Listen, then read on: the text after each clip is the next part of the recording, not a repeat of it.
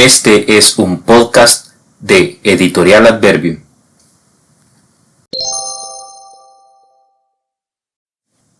Hola, bienvenidos.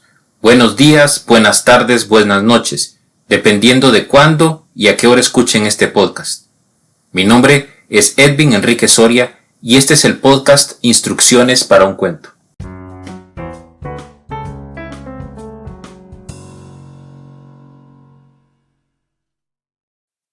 En este podcast, nuestros invitados leerán un cuento y nos darán instrucciones de cómo abordarlo. Esta iniciativa nace con la idea de compartir dos de mis mayores aficiones, los cuentos cortos y platicar para aprender. Además, compartir con gente a la que admiro y aprecio.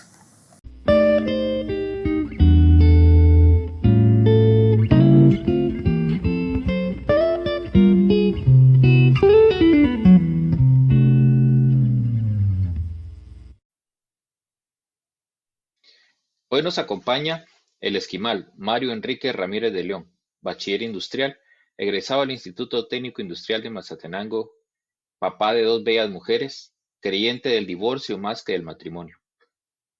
¿Cómo estás? Gracias por aceptar la invitación a esta iniciativa, Marito. Gracias, papadito. Buena onda por invitarme. La verdad que es un gusto y un orgasmo y un honor estar aquí en tu nuevo proyecto, que me parece muy interesante y muy actualizado. Pues ya sabes que somos muy inquietos y la idea es de estar siempre viendo qué hacemos. Para entrar ya en materia, cuando hablamos del podcast y del cuento a poder tratar, sugeriste a Bukowski, 15 centímetros, que si mal no recuerdo es 6 inches el título original. Sin embargo, lo descartamos por la extensión y que la gente no se nos fuera a dormir, ¿va? Entonces, me hablaste luego de algún tipo de experiencia religiosa o algo similar que tenías con Tito Monterroso y salió Mr. Taylor. Un muy buen cuento.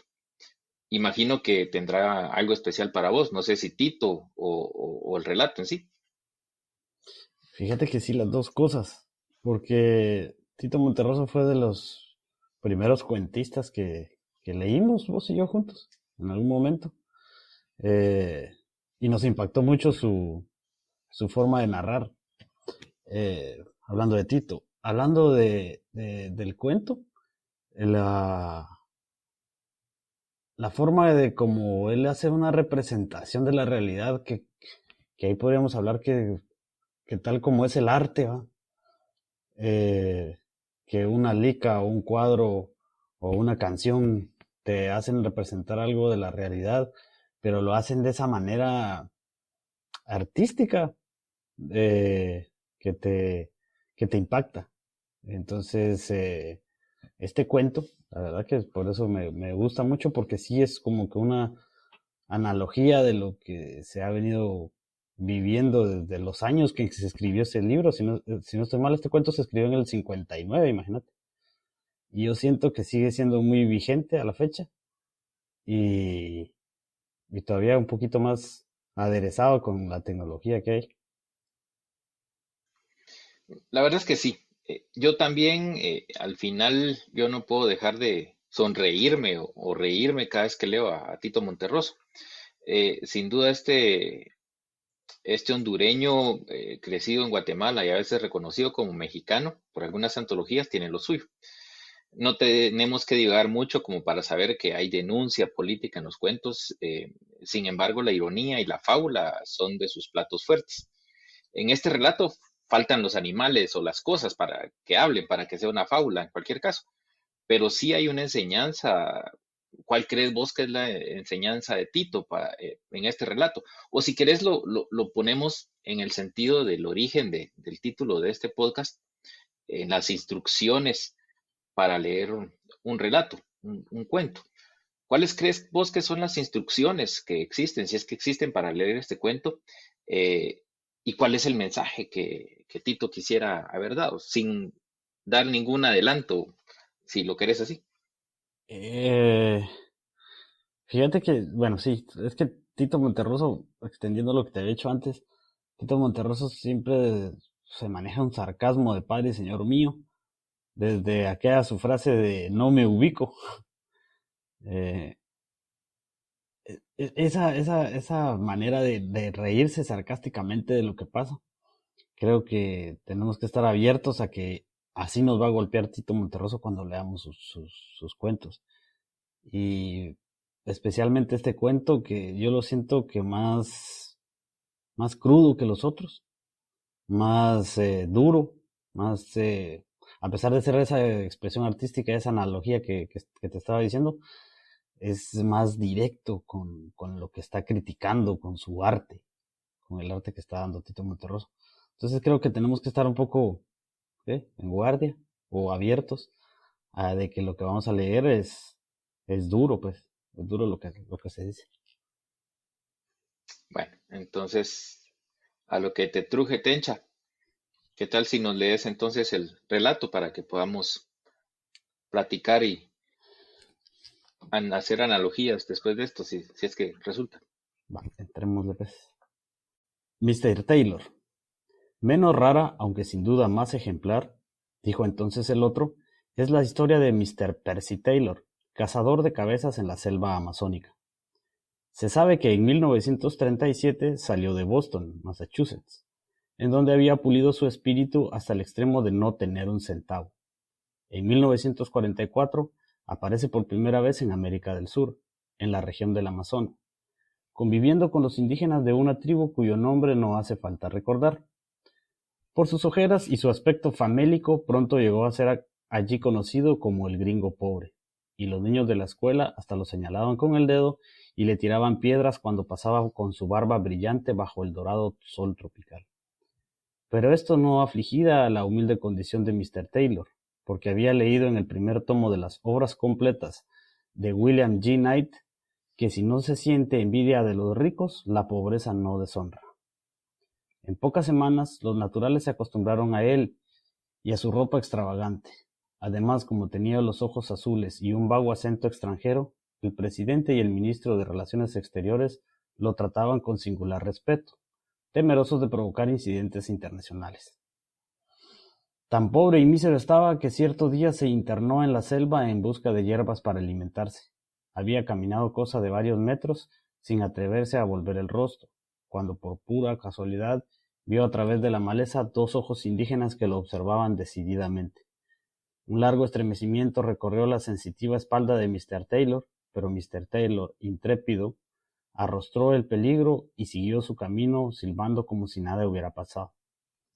De un salto, que no hay para qué llamar felino, el nativo se le puso enfrente y exclamó: «Boy head, money, money». A pesar de que el inglés no podía ser peor, Mr. Taylor, algo indispuesto, sacó en claro que el indígena le ofrecía en venta una cabeza de hombre, curiosamente reducida, que traía en la mano. Es innecesario decir que Mr. Taylor no estaba en capacidad de comprarla, pero como aparentó no comprender, el indio se sintió terriblemente disminuido por no hablar bien el inglés y se la regaló pidiéndole disculpas. Grande fue el regocijo con que Mr. Taylor regresó a su choza. Esa noche, acostado boca arriba sobre la precaria estera de palma que le servía de lecho, interrumpido tan solo por el zumbar de las moscas acaloradas que revoloteaban en torno, haciéndose obscenamente el amor. Mr. Taylor contempló con deleite durante un buen rato su curiosa adquisición. El mayor goce estético lo extraía de contar, uno por uno, los pelos de la barba y el bigote, y de ver de frente el par de ojillos entre irónicos que parecían sonreírle agradecidos por aquella deferencia.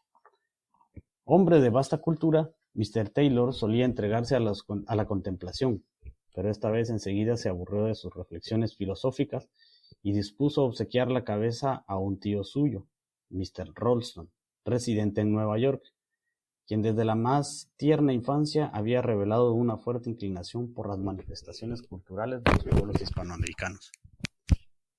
Pocos días después, el tío de Mr. Taylor le pidió breve indagación sobre el estado de su importante salud, que por favor lo complaciera con 5 más.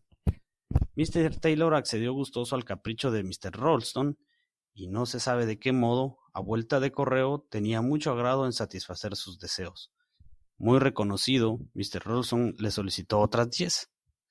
Mr. Taylor se sintió halagadísimo de poder servirlo, pero cuando pasado un mes aquel le rogó el envío de 20, Mr. Taylor, hombre rudo y barbado pero de refinada sensibilidad artística, tuvo el presentimiento de que el hermano de su madre estaba haciendo negocio con ellas. Bueno, si lo quieren saber, así era. Con toda franqueza, Mr. Rolson se lo dio a entender en una inspirada carta cuyos términos resueltamente comerciales hicieron vibrar como nunca las cuerdas del sensible espíritu de Mr. Taylor. De inmediato concertaron una sociedad en la que Mr. Taylor se comprometía a obtener y remitir cabezas humanas reducidas en escala industrial, en tanto que Mr. Rolson las vendía a lo mejor que pudiera en su país. Los primeros días hubo algunas molestas dificultades con ciertos tipos del lugar, pero Mr. Taylor, que en Boston había logrado las mejores notas con un ensayo sobre Joseph Henry Silliman, se reveló como político y obtuvo de las autoridades no solo el permiso necesario para exportar, sino además una concesión exclusiva por 99 años. Escaso trabajo le costó convencer al guerrero ejecutivo y a los brujos legislativos de que aquel paso patriótico enriquecería en corto tiempo a la comunidad y de que luego estarían todos los sedientos aborígenes en posibilidad de beber, cada vez que hicieran una pausa en la recolección de cabezas, de beber un refresco bien frío, cuya fórmula mágica él mismo proporcionaría. Cuando los miembros de la Cámara, después de un breve pero luminoso esfuerzo intelectual, se dieron cuenta de tales ventajas, sintieron hervir su amor a la patria y en 3 días promulgaron un decreto exigiendo al pueblo que acelerara la producción de cabezas reducidas. Contados meses más tarde, en el país de Mr. Taylor, las cabezas alcanzaron aquella popularidad que todos recordamos. Al principio eran un privilegio de las familias más pudientes, pero la democracia es la democracia y nadie lo va a negar. En cuestión de semanas pudieron adquirirlas hasta los mismos maestros de escuela. Un hogar sin su correspondiente cabeza teníase como un hogar fracasado. Pronto vinieron los coleccionistas y con ellos las contradicciones. Poseer 17 cabezas llegó a ser considerado de mal gusto, pero era distinguido tener 11. Se vulgarizaron tanto que los verdaderos elegantes fueron perdiendo interés y ya solo por excepción adquirían alguna. Si presentaba cualquier particularidad que la salvara de lo vulgar. Una muy rara, con bigotes prusianos, que perteneciera en vida a un general bastante condecorado, fue obsequiada al Instituto Danfeller, en el que a su vez donó como de rayo $3,5 millones para impulsar el desenvolvimiento de aquella manifestación cultural tan excitante de los pueblos hispanoamericanos. Mientras tanto, la tribu había progresado en tal forma que ya contaba con una veredita alrededor del Palacio Legislativo. Por esa alegre veredita paseaban los domingos y el día de independencia los miembros del Congreso, carraspeando, luciendo sus plumas, muy serios, riéndose en las bicicletas que les había obsequiado la compañía. ¿Pero qué quieren? No todos los tiempos son buenos. Cuando menos lo esperaban, se presentó la primera escasez de cabezas. Entonces comenzó lo más alegre de la fiesta. Las meras defunciones ya resultaron insuficientes. El ministro de Salud Pública se sintió sincero y una noche caliginosa, con la luz apagada, después de acariciarle un ratito el pecho como por no dejar, le confesó a su mujer que se consideraba incapaz de elevar la mortalidad a un nivel grato a los intereses de la compañía, a lo que ella le contestó que no se preocupara, que ya vería cómo todo iba a salir bien y que mejor se durmieran. Para compensar esa deficiencia administrativa, fue indispensable tomar medidas heroicas y se estableció la pena de muerte en forma rigurosa. Los juristas se consultaron unos a otros y elevaron a la categoría de delito, penado con la horca o el fusilamiento según su gravedad, hasta la falta más nimia. Incluso las simples equivocaciones pasaron a ser hechos delictuosos. Ejemplo, si en una conversación banal alguien, por puro descuido, decía «hace mucho calor», y posteriormente podía comprobársele, termómetro en mano, que en realidad el calor no era para tanto. Se le cobraba un pequeño impuesto y era pasado ahí mismo por las armas, correspondiendo la cabeza a la compañía y, justo es decirlo, el tronco y las extremidades a los dolientes. La legislación sobre las enfermedades ganó inmediata resonancia y fue muy comentada por el cuerpo diplomático y por las cancillerías de potencias amigas. De acuerdo con esa memorable legislación, A los enfermos graves se les concedían 24 horas para poner en orden sus papeles y morirse. Pero si en ese tiempo tenían suerte y lograban contagiar a la familia, obtenían tantos plazos de un mes como parientes fueran contaminados. Las víctimas de enfermedades leves y los simplemente indispuestos merecían el desprecio de la patria, y en la calle cualquiera podía escupirles el rostro. Por primera vez en la historia fue reconocida la importancia de los médicos. Hubo varios candidatos al premio Nobel que no curaban a nadie. Fallecer se convirtió en ejemplo del más exaltado patriotismo, no solo en el orden nacional, sino en el más glorioso, en el continental. Con el empuje que alcanzaron otras industrias subsidiarias, la de ataúdes, en primer término, que floreció con la asistencia técnica de la compañía, el país entró, como se dice, en un periodo de gran auge económico.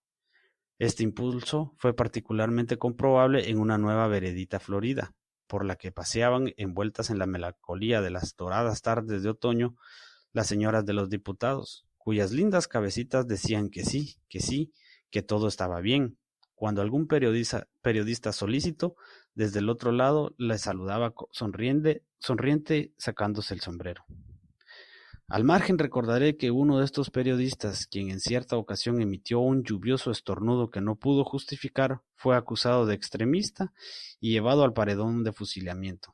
Solo después de su abnegado fin, los académicos de la lengua reconocieron que ese periodista era una de las más grandes cabezas del país, pero una vez reducida quedó tan bien que ni siquiera se notaba la diferencia. ¿Y Mr. Taylor? Para ese tiempo ya había sido designado consejero particular del presidente constitucional. Ahora, y como ejemplo de lo que puede el esfuerzo individual, contaba los miles por miles, mas esto no le quitaba el sueño, porque había leído en el último tomo de las obras completas de William G. Knight que ser millonario no deshonra, sino que se desprecia a los pobres. Creo que con esta será la segunda vez que diga que no todos los tiempos son buenos. Dada la prosperidad del negocio, llegó un momento en que del vecindario solo iban quedando ya las autoridades y sus señoras, y los periodistas y sus señoras. Sin mucho esfuerzo, el cerebro de Mr. Taylor discurrió que el único remedio posible era fomentar la guerra con las tribus vecinas. ¿Por qué no? El progreso. Con la ayuda de unos cañoncitos, la primera tribu fue limpiamente descabezada en escasos 3 meses. Mr. Taylor saboreó la gloria de extender sus dominios. Luego vino la segunda, después la tercera, la cuarta y la quinta. El progreso se extendió con tanta rapidez que llegó la hora en que, por más esfuerzos que realizaron los técnicos, no fue posible encontrar tribus vecinas a quienes hacerle la guerra. Fue el principio del fin. Las vereditas empezaron a languidecer. Solo de vez en cuando se veía transitar por ellas a alguna señora, a algún poeta laureado con su libro bajo el brazo. La maleza, de nuevo, se apoderó de las dos, haciendo difícil y espinoso el delicado paso de las damas. Con las cabezas escasearon las bicicletas y casi desaparecieron del todo los alegres saludos optimistas. El fabricante de ataúdes estaba más triste y fúnebre que nunca, y todos se sentían como si acabaran de recordar de un grato sueño, de ese sueño formidable en que tú te encuentras una bolsa repleta de monedas de oro y la pones debajo de la almohada y sigues durmiendo, y al día siguiente muy temprano al despertar la buscas y te hallas con el vacío. Sin embargo, penosamente del negocio seguía sosteniéndose, pero ya se dormía con dificultad por el temor a amanecer exportado. En la patria de Mr. Taylor, por supuesto, la demanda era cada vez mayor. Diariamente aparecían nuevos inventos, pero en el fondo nadie creía en ellos y todos exigían las cabecitas hispanoamericanas. Fue para la última crisis. Mr. Ralston, desesperado, pedía y pedía más cabezas. A pesar de que las acciones de la compañía sufrieron un brusco descenso, Mr. Ralston estaba convencido de que su sobrino haría algo que lo sacara de aquella situación. Los embarques antes diarios disminuyeron 1 por mes, ya con cualquier cosa, con cabezas de niños, de señoras de diputados. De repente cesaron del todo. Un viernes áspero y gris, de vuelta de la bolsa, aturdido aún por la gritería y por el lamentable espectáculo de pánico que daban sus amigos, Mr. Ralston se decidió a saltar por la ventana, en vez de usar el revólver, cuyo ruido lo hubiera llenado de terror. Cuando al abrir un paquete del correo se encontró con la cabecita de Mr. Taylor, que le sonreía desde lejos, desde el fiero Amazonas, con una falsa con una sonrisa falsa de niño que parecía decir, perdón, perdón, no lo vuelvo a hacer. Muy buena lectura, Marito. La verdad es que no puedo dejar de sonreírme, como te decía antes, cada vez que leo algo o escucho algo de Tito, más en este tipo de relatos en donde va tirando, pues va dejando vertido en todo el camino ironía. Y en determinado momento hasta podríamos decir que ciertos dejos de humor. En algún momento yo me recuerdo que leí que Tito Monterroso decía que le molestaba de alguna forma que se le fuera a recordar por eso, por lo humorístico y no por un escritor o como un autor realista, ¿va? Pero al final, con el perdón de Tito, no dejo de reírme de cada una de las ocurrencias que tiene. ¿Qué piensas de esto? Sí, sí, sí. Es que si quieres verlo, es un humor bien negro, pues. ¿Va? Porque, porque pega duro, como decía al principio, pega duro. Y es un humor negro, te lo repito. Entonces te saca la sonrisita, por lo menos, ¿va? Pero, pero sí, tiene razón Tito también al reclamar de que está bien, ¿va? Ríense, pero vean la crítica fuerte que se está haciendo en todos sus cuentos, no solo en este, pues este es uno en particular, pero en todos sus cuentos sí es una crítica social bastante fuerte, ¿va? Pero no deja de manejar el humor negro y el sarcasmo. Me estaba recordando de hace un tiempo que estaba escuchando una presentación del último libro de Dante Liano, en donde habla sobre eh, eh, no me recuerdo ahorita cómo se llama el libro, pero habla eh, sobre la hermana de los protagonistas estos que están ahí discutiendo sobre ella y cómo terminó, y que habla de lo crudo que está haciendo, pero que en determinado momento para poder sostener todo lo que se está diciendo, entra un Elvis guatemalteco ahí a mejorar las cosas. Yo creo que de alguna forma Tito pues hace eso, porque si te das cuenta, yo siento que te entra directamente al tuétano, sin que te des cuenta, básicamente te está haciendo una operación a corazón abierto y te está sacando y te está poniendo enfrente lo que sentís, lo que ves y lo que podrías estar percibiendo de la realidad que te está contando, ¿no? Sí, así es. Ahí sí que, como decía nuestro antiguo maestro, te está escupiendo en la cara, te está pateando y vos te estás riendo, pues, ¿va? Porque estamos inmersos en esa crítica que él dice, nosotros estamos bien metidos. Y como vuelvo a decir, no solo en este cuento, sino en todos sus cuentos, lo hace de esa manera. Te escupe en la cara, te patea y vos diciéndole gracias y con una gran sonrisota.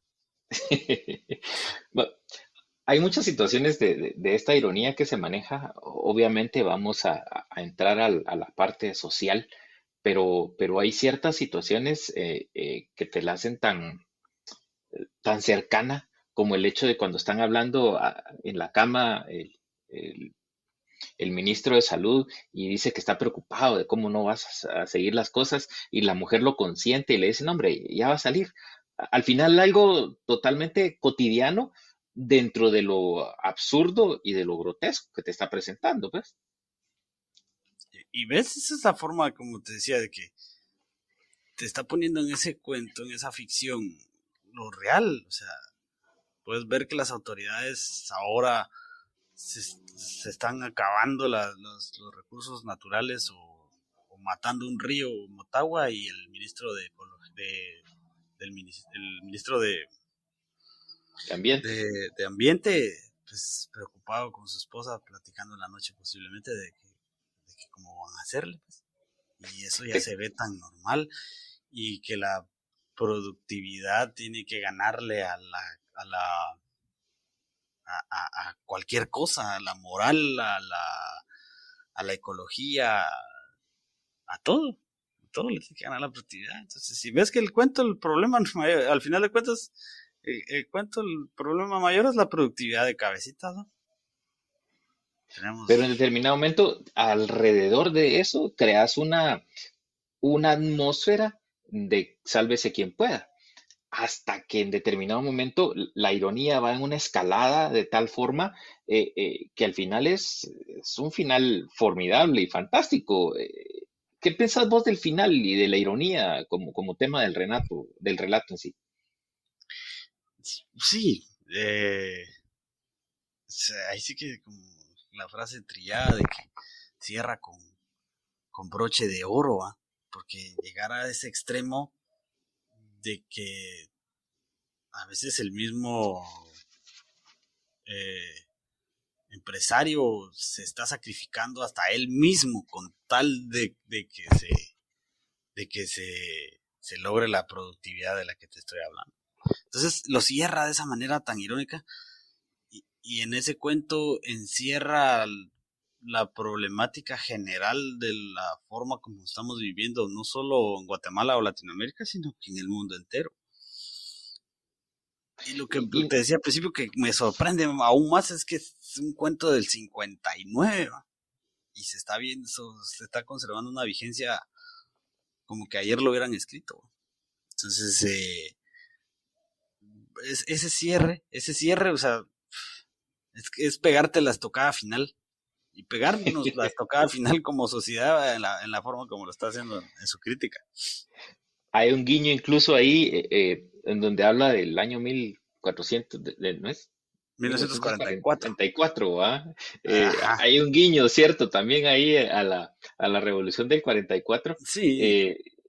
Pero al final, yo creo que también no se debe de malinterpretar el hecho de que no es que no se quiera progreso, no es que no se quiera industria.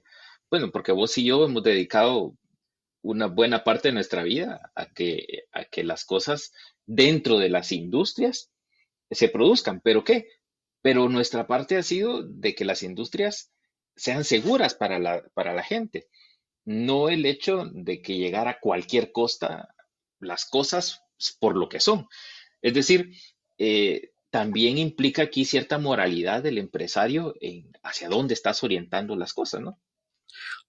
Sí, sí, lo que pasa es que mira, vos y yo, la empresa, somos el último pelito del culo de un peón geopolítico, ¿va? O sea, nosotros no vamos a influir en algún cambio notable o sustancial. Tenemos que jugarla, o sea, o la jugás o te morís de hambre. Una de dos, ¿no? Entonces estamos inmersos en este mundo, pero no quiere decir que no tengamos nosotros conciencia de las cosas que estamos haciendo. Sí, el trabajo que hacemos pues es para calidad, pero al final de cuentas es una industria petrolera, por ejemplo, ¿verdad? Que es de lo que más se está comiendo al mundo. Y lo hacemos de una manera moral, pero en el hasta donde nuestro alcance da, hasta donde nuestras manos lo dan. Más allá de eso no podemos influir. Y además solo 2, 3 pelones no vamos a hacer mayor cosa. Una golondrina no hace verano. No hace verano, ¿va? Ni siquiera en Mazate. Ya ni en Escuintla. Ahora, todo esto tiene que también que ver con la forma en la que se van quebrando las cosas, pues, y sacaba a colación esto, y vos decías el último eslabón, pero te das cuenta que Mr. Rolson en determinado momento no es, Mr. Rolson, perdón, es la avaricia de las empresas, pero hay un momento en que Mr. Taylor decide y propicia quebrarse hacia eso. O sea, es necesario quebrarnos para seguir dentro del juego, Mario. O puedes estar con tu moralidad o con lo que vos crees que es bueno dentro de tu tan trillado metro cuadrado. Esa es la pregunta, en cualquier caso, que deberíamos de hacernos. Es que mira, o sea, creo que tratando de aprovecharlo del cuento, el cuento digamos que es el diagnóstico de la enfermedad, pero no tenemos la cura todavía. ¿Va? Pero por algo se tiene que empezar, y esas críticas así son los diagnósticos que nos están dando, que tenemos que ver qué hacemos, o sea, pero como te repito, sí, o sea, nuestro metro cuadrado de acción es muy pequeño. ¿Qué podemos hacer? Podcasts, cositas así. Eso es lo que podemos ir haciendo para ir metiendo ese tipo de cosas, por ejemplo. Es algo que se me viene así de inmediato a la cabeza. Porque más no vas a hacer, o sea, no vas a sacrificar tu trabajo para ya no darle de comer a tus hijos con tal de un ideal. O a menos que seas un loco trabado como el Che Guevara, por ejemplo, que deja todo y al final de cuentas lo que hizo no movió mayor cosa, solo se volvió una historia melancólica y nostálgica de Y un al héroe, final, una leyenda. un Y producto no que sé, necesitaba Fidel para todo eso y que y él también fue una pieza del ajedrez que hizo Fidel Castro. en cualquier Va. caso, tratar de reivindicar ese tipo de héroes es muy difícil a estas alturas de Ajá. la historia. Entonces, ¿cómo te deja al final el relato? ¿Qué es lo que va a pasar con el emporio que crearon? Va a llegar otro y van a inventar otras, ya no solo las cabecitas, ¿va? Sino serán que las manos para que no se mandar manitas o algo así, para que la gente no se muera y que lo que está pasando, ¿va? O sea, no acabárselo todo, sino que dejar a la gente sin manitas o sin piecitos y que esa sea la nueva colección. Algo así va a pasar. Algo Tendríamos así que va a hacerle pasar. un estudio de branding y demás para poder ayudarlos a que sigan con su Ajá. empresa. Hay que conseguir a alguien muy especialista en marketing que te llegue a vender algo que no necesitas. Al final, esa es la historia detrás de todo esto. O sea, te están vendiendo algo que realmente no necesitas. Eh, Hace 20 Ajá. años no necesitábamos un reloj inteligente nosotros, sin embargo, ahora si lo tenés, pues es algo que tenés. Hace 20 años, 25 años no necesitábamos un teléfono inteligente, sin embargo, es algo que ahora necesitas a diario, desde trabajar como para idiotizarte, ¿no? Sí, ajá, sí, acabarlo en la mañanita, eh, me levanto y agarro el celular y ahí mi maquinita esclavizadora, a ver qué querés hoy, a ver mensajes, ¿no? Eh, porque sí, o sea, hay una como antítesis de lo que George Orwell decía en 1984 con lo del fin del mundo, de que te castigaban demasiado, ahora te dan mucho placer. Entonces, bajo esa manera del placer excesivo es como vamos cayendo, pues. Y yo pienso que agarrando cuestiones como este cuento, poder hacer una conciencia masiva de toda la gente, de, de que no caigamos en todo ese tipo de cosas, porque uno, como te decía, una golondrina no va a ser verano, sino que tenemos que ser una unión entre varios. Y en este mundo que está cada vez más individualizado, te enseñan a competir. Estás pensando en competir toda la vida, pero ya no estás pensando en colaborar entre nosotros. Ya, o sea, este mundo es competitivo y tienes que ver qué hacer y escoger carrera universitaria o tu carrera de vida para ir a competir, no para ir a colaborar. Entonces, está difícil, pero como te digo, ahorita es un diagnóstico. Este tipo de críticas es un diagnóstico. Pero tampoco dejas colaborar porque también ahora está hasta satanizado el hecho de decir que a los trabajadores colaboradores, porque eso no está, pero esos son otros 5 pesos de Pero la... lo que pasa de, es que ya también se le dejó de llamar pan al pan y vino al vino, ¿va? Ya no es vendedor, ¿va? Sino es un asociado de de negocios. ventas. No, ya ni de ventas, ¿va? Que se ve muy feo, negocios, ¿va? Asesor de negocios ya no es un vendedor, ya no es vendedor, ¿va? Ya no es Entonces, personal, ahora es ajá, recursos es porque humanos. están romantizándote esa idea de que caigas al sistema, pues. Caigas a este sistema. No me hablo del sistema político y de gobernanza, sino de su sistema económico de comprar, comprar, comprar, comprar, comprar, comprar. Cosas que no necesitas. Pero bueno, ahí te Pero recomiendo bueno, también otra canción de Steven Wilson que se llama Personal Shopper. vamos a Y entrarle, vamos a entrarle. ahí va Vos, otro tipo de arte, mira, otro tipo de arte que sí, expresa ese tipo de cosas. Pero eso ya son otros 20 pesos. Son otros 20 pesos, ya nos estamos desviando mucho. Creo que al final solo vos y yo vamos a disfrutar esto que estamos haciendo. Pero, en fin, ¿vos crees que existan otras instrucciones para, aparte de lo que hemos estado hablando, para el relato? O sea, aparte de lo que hablamos, del consumismo, de la situación política y de todas estas cosas, ¿existen otras instrucciones alrededor del relato? Uy, esa es tu pregunta, sí es la pregunta de los, no del millón, sino de los 1.000 millones. Si hubiera si la supiera, me vieras ganando el premio Nobel de literatura. Eh, no sé, o sea, yo siempre he comparado esto de leer, de agarrar literatura y gozártela como cuando gozas una película, o gozas una canción, o gozas un cuadro, o una obra de teatro. O sea, vas con ganas no de informarte, porque no estás leyendo un libro de texto, no estás agarrando un libro de matemáticas o de estudios sociales o de estadística. No, estás yéndote a abrir el coco cuando agarras un cuento, cuando agarras una novela o cuando lees un poema. Pues, ¿no? No es tanto una cuestión razonable, sino que un poco más sentimental, donde ya metes tus sentimientos. Si te va a dar un cuento, te va a dar alegría, te va a dar tristeza, te va a dar enojo, te, te metes a eso. Para eso pienso yo que es la literatura, para, para, para ir a despertarte los sentimientos, más que para ir a informarte. Para ir a informarte, mejor anda a un colegio o a una universidad o a una escuela, para ir a aprender algo. Sino que la literatura es eso, es ese como escape de tu rutina, de tu mundo racional. Entonces, pienso que para ir a leer un cuento o uno como estos es estar con ganas con tu traje de baño para irte a meter a la piscina de sentimientos, y que el agua, no sabes si el agua va a ser fría o va a ser tibia o va a ser caliente. Solamente te pones tu traje de baño y ahí vas.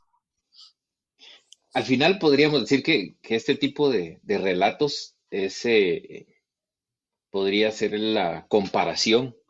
No sé si te recuerdas de La historia sin fin, que al final es el único libro en que transforma al chatillo este que está Atreus, no, Atreyu era el personaje, no No, me recuerdo Atreyu era el cómo, héroe. sí, pero al chatillo este que está leyendo y que es la única forma en la que cambia él realmente su vida y sale de todo esto. O sea, es decir, te inmiscuye dentro del cuento para poder salir del cuento hacia la vida. Eso es al final lo que una buena literatura podría darnos, pues, no orientados hacia lo que yo sé que vos odias y yo también, a la literatura barata eh, de superación, sino que algo que realmente te haga mover el piso.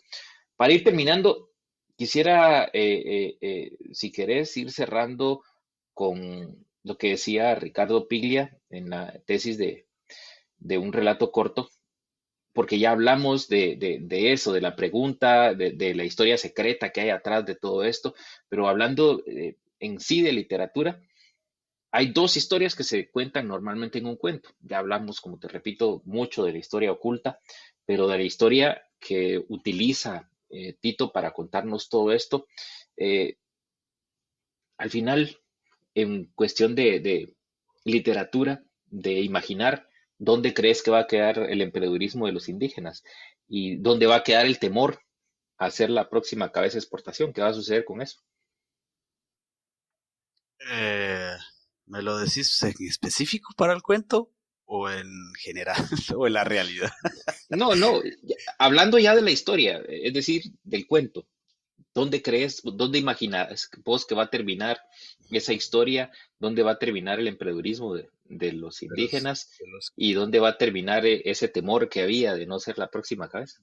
yo intuyo que al final, bueno, no intuyo. Al final de cuentas, el mismo cuento te dice que las tribus se acabaron. O sea, el origen del negocio, llamémoslo así, el origen del negocio se acabó. O sea, les metieron cañoncitos, así hasta ese sarcasmo de Tito Monterrey, les metieron cañoncitos a las tribus y los indígenas se acabaron. sea, ya no había indígenas para ese su emprendedurismo. Por eso hasta el mismo Mr. Taylor resultó como producto, porque ya no había indígenas, se acabaron todo. Ese es lo que yo veo. De verdad que ese cuento sí tiene un final. Final que se acabaron hasta los pobladores del Amazonas, de donde es el escenario. Tanto que el mismo Mr. Taylor se acabó. Ahí sí que se acabó, tan.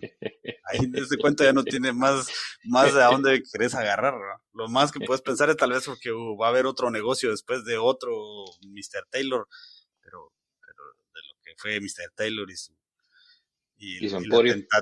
la tentativa de su empresa, ¿cómo se llama la fábula del que lo ponían a leer a uno en primaria? La tentativa de Mr. Taylor y el éxito de su empresa. Así ahí se acabó, ahí ya no hay más, ese cuento ahí sí que bien finalizado completo, no hay nada más. Bueno, estimado, yo creo que llegamos aquí al final después de casi 40 minutos de estar volando lengua. Si no le ponemos fin a esto, seguiríamos hablando eternamente, como normalmente lo hacemos. Entonces, te agradezco un montón el tiempo para grabar esto. Sabes que te quiero un montón y que el hambre y la curiosidad nunca se nos acaben y que pues al final sigamos uniendo fuerzas para poder transformar ideas. Papadito, qué gustazo, de verdad que me la pasé muy bien. Siempre es un orgasmo platicar con vos y más de estos temas. Y como vos decís, no quiere uno terminar nunca, pero ni modo. Dejémoslo aquí, pues, y yo que no sea la última, ¿va? Y que no sea, de los pocos, sino que traigas un montón de gente para este podcast y que vayamos creciendo todos también. Ahí vamos tirando invitaciones y vamos viendo quién se une. Estamos. Tus dos capítulos anteriores no había leído yo esos cuentos, para que veas. Vos me metiste ahora ese par de cuentos. Pues la idea es ir viendo poco a poco cómo hacemos. Un abrazo, viejo. Platicamos. Papayito. Yo también te quiero mucho. Saludcita, pe. Salud.